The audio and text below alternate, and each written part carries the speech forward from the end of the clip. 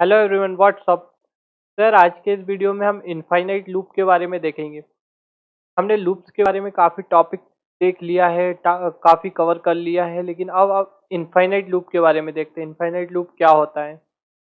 तो यार, infinite loop कुछ नहीं है। जैसे हम लूप्स करते थे, हम एक पॉइंट पर वैल्यू को देते थे। यहाँ पर एक ये स्टार्टिंग पॉइंट है और हम कुछ कंडीशन देते थे कि जो लूप्स है वो एक एक करके इंक्रीमेंट होके जाएगा, यहाँ से यहाँ, देन यहाँ, फिर इस तरीके से वो एक एक वैल्यू इंक्रीमेंट करते करते एंड तक जाएगा। और जैसे ही ये वैल्यू मिल जाती है, देन लूप से बाहर आ जाएगी वैल्यू, मीन्स लूप टर्मिनेट हो जाएगा। तो इनफाइनाइट लूप के केस में क्या होगा कि यहाँ से वैल्यू प्रोवाइड करेंगे, लेकिन उसको ये डेस्टिनेशन कभी नहीं मिल पाएगी।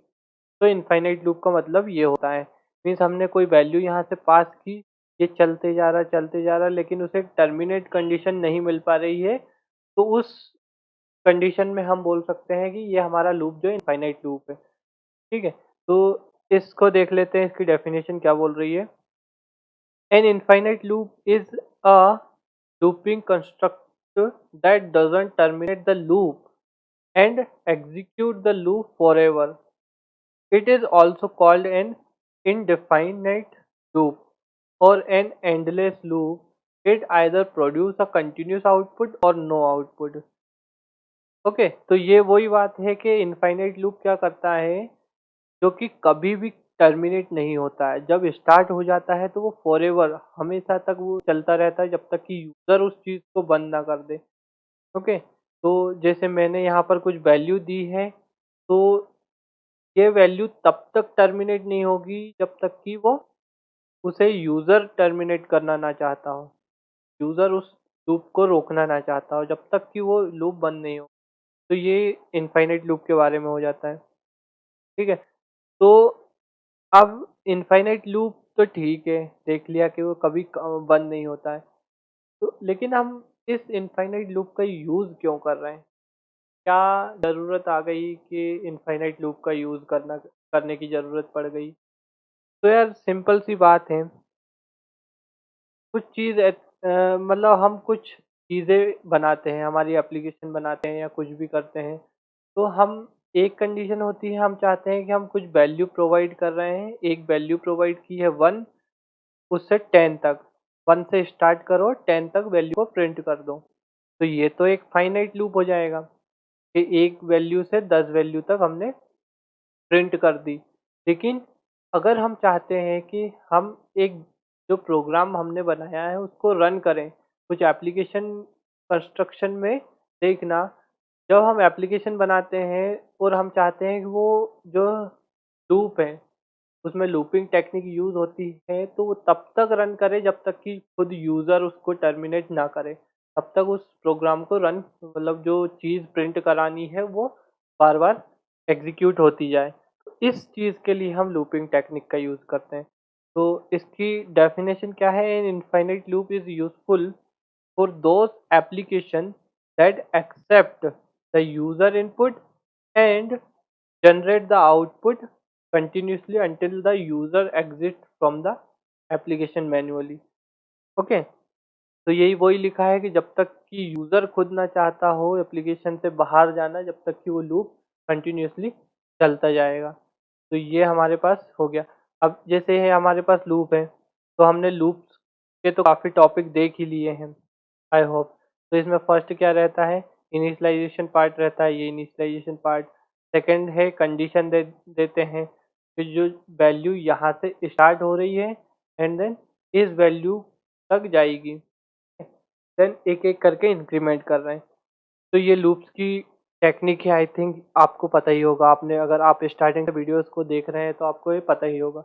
लेकिन अगर आप फर्स्ट यहाँ अभी आए हो वीडियो को देखने के लिए, तो आप पहले इस प्लेलिस्ट को फॉलो कर लीजिए, इस प्लेलिस्ट को एक्सेस कर लीजिए। इसमें सारे टॉपिक स्टार्टिंग से लेकर एंडिंग तक, अभी तक जहाँ जिस टॉपिक पर है, सारे टॉपिक कवर किए हुए, जिसमें इफ एल्स, स्विच केस और loops, type of loop, do while loop, for loop, ये सारे लूप्स इसमें कवर हैं। तो इस प्लेलिस्ट को फॉलो कर लीजिए, जैसे, और इनमें प्रैक्टिस भी दी गई है, प्रैक्टिस सेशन भी है।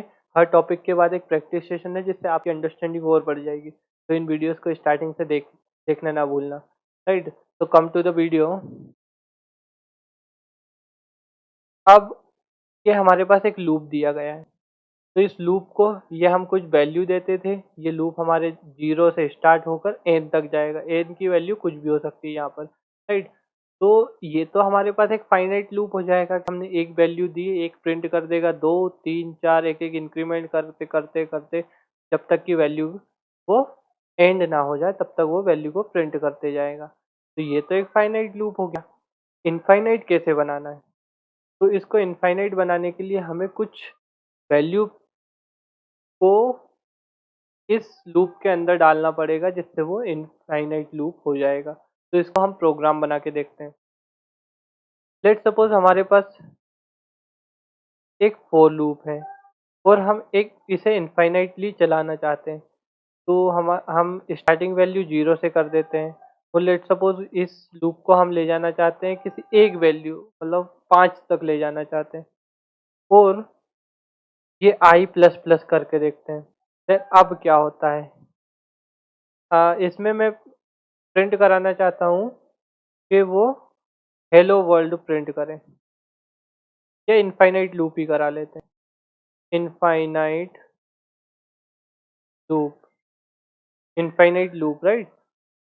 इनफाइनाइट लूप प्रिंट करा लेते हैं। देन अब इसको रन करते हैं। तो ये तो कितनी 5 ही बार प्रिंट हुआ।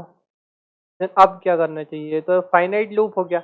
तो इस इनफाइनाइट को बनाने के लिए क्या करेंगे, क्योंकि इसमें क्या हो रहा है, एक वैल्यू आ रही 0, 0 प्रिंट कर रही, देन आई की वैल्यू 1 हो जा रही, देन 1 2 3 4 एंड 5 लूप टर्मिनेट हो जा रहा है। लेकिन हम इस इंक्रीमेंट डिक्रीमेंट को हटा दें अगर, फिर क्या होता है? इंक्रीमेंट डिक्रीमेंट को अगर हटा दें तो ये लूप बंद ही नहीं होगा। क्यों? क्योंकि आई की वैल्यू जब 0 आएगी तो ये 0 रहेगी यहाँ पर, और जब इसके पास ये ऊपर जाएगी तो इंक्रीमेंट डिक्रीमेंट करने के लिए कुछ है ही नहीं यहाँ पर, तो वापस जाएगी। आई की वैल्यू अभी यहाँ पर 0 ही रहेगी। देन अंदर आएगी, फिर चेक करेगी है या इंक्रीमेंट करने के लिए नहीं है, फिर आई की वैल्यू अभी भी 0, तो आई की वैल्यू हमारे पास बढ़ी ही नहीं रही। तो ये हमेशा इनफाइनाइट लूप में चला जाएगा। ये वैल्यू मेरे कंप्यूटर के बाहर निकल जा रही है। तो इस टाइप से इनफाइनाइट लूप का हम यूज़ कर सकते हैं। एक फॉर लूप का इनफाइनाइट लूप हो गया, इसको मैं स्टॉप कर देता हूँ। तो हमने देखा था कि जब तक यूज़र नहीं चाहता उस वैल्यू को स्टॉप, उस लूप को स्टॉप नहीं कर सकते। ओके, तो एक ये हो गई। अब एक है कि हम इन किसी वैल्यू को पास ही ना करें। मीन्स हमारे पास फॉर लूप में कुछ है ही नहीं, बट ये जो सेमी कॉलन लगाए हैं दो, ये तो लगाने ही पड़ेंगे क्योंकि फर्स्ट रहता है कंडीशन वाला, इनिशियलाइजेशन वाला, सेकंड रहता है कंडीशन वाला एंड थर्ड रहता है हमारे पास इंक्रीमेंट डिक्रीमेंट। तो इसके लिए हमें ये सेमी कॉलन लगाने पड़ेंगे। अब इसको रन करके देखते हैं। तो ये फिर इनफाइनाइट में चला गया क्योंकि उसके पास ना वैल्यू दी है, तो नहीं दी है तो वो कुछ गार्बेज वैल्यू को कंसिडर कर लेगा और उसको इंक्रीमेंट डिक्रीमेंट करने के लिए कुछ है ही नहीं, और कंडीशन भी कुछ नहीं दी है। तो जो वैल्यू उसको मिली है स्टार्टिंग में उसी वैल्यू को बार बार प्रिंट करता जाएगा जब तक यूज़र ना चाहता हो उस लूप को बंद कराना। अब अगर हम इसको स्टॉप कर देते हैं तो ये वैल्यू स्टॉप हो जाती है। तो यार इस तरीके से इनफाइनाइट लूप चलता है। तो यार हम केवल इसमें फोर लूप का ही यूज़ नहीं कर सकते, और हम while loop, do while loop, किसी भी लूप का यूज़ कर सकते हैं। तो वाइल लूप को देखते हैं। लेट्स सपोज हमारे पास आई लेस देन 5 है, 4 है, किसी भी चीज़ को यूज़ कर सकते हैं। Then print F infinite, infinite loop, right. Then इसको हम सेमीकोलन से ब्रेक कर देते हैं स्टेटमेंट को। अब इस वैल्यू जो आई है हमारे पास उसको इनिशियलाइज करना पड़ेगा। तो आई इक्वल टू 0 से कर देते हैं, 1 से कर देते हैं, कुछ भी कर देंगे। और यहाँ पर हम आई प्लस प्लस करते हैं। देन क्या होता है, स्लैश इन लगा देंगे ताकि सेपरेट लाइन में प्रिंट हो जाएगी सारी चीज़, राइट। तो ये 1 टाइम, 2 3 एंड 4, 4 टाइम प्रिंट हो गया क्योंकि 1 से स्टार्ट किया और 5 से लेस चाहिए, मीन्स 4 तक ही जाएगी वैल्यू। तो ये तो फाइनाइट लूप हो गया। तो इसको इनफाइनाइट करने के लिए वही कि अगर हम इंक्रीमेंट करें ही ना वैल्यू को तो ये इनफाइनाइट में चला जाएगा। ये वैल्यू रुक ही नहीं रही है। तो इस तरीके से हम इनफाइनाइट लूप का यूज़ कर सकते हैं। एक यहाँ पर हम कुछ वैल्यू दे सकते हैं कि जो वैल्यू नॉट इक्वल टू, हम यहाँ पर लिख दें वैल्यू जो नॉट इक्वल टू 5 होना चाहिए। मतलब जो हम आई की वैल्यू कुछ भी दे रहे हैं जो 5 के बराबर अगर हो जाती है तो लूप को टर्मिनेट कर देगा, लेकिन 5 के बराबर नहीं होती है तो लूप टर्मिनेट कभी नहीं हो पाएगा। तो इस तरीके से ये इनफाइनाइट।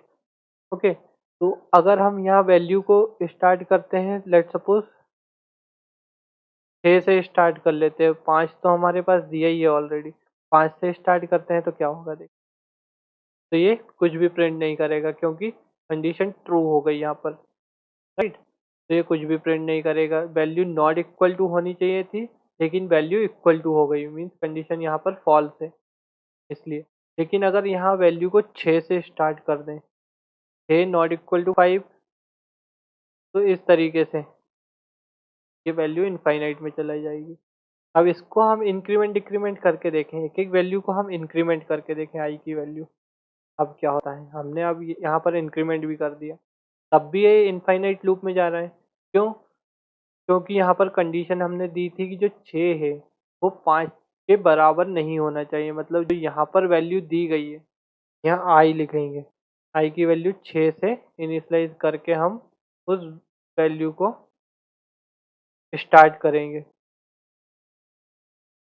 6 से स्टार्ट करेंगे, यहाँ आई वैल्यू देंगे। देन अब देखते हैं, तो ये वैल्यू फिर इनफाइनाइट लूप में चली गई। क्यों? क्योंकि वैल्यू 6 से स्टार्ट हो रही है और एक एक करके इंक्रीमेंट होती जा रही है, मीन्स ये 5 तक तो कभी नहीं आएगी, आगे ही आगे बढ़ती जाएगी। तो यार इस तरीके से हम इनफाइनाइट लूप को समझ सकते हैं। तो ये सारी प्रोसेस हमारे इनफाइनाइट लूप की है। इनफाइनाइट लूप कुछ नहीं है, एक ऐसा लूप जो कि कभी टर्मिनेट नहीं हो सकता, वो इनफाइनाइट लूप है। ठीक है, तो आज के इस वीडियो में इतना ही गाइस, मिलते हैं नेक्स्ट वीडियो में। Till then keep learning and keep exploring.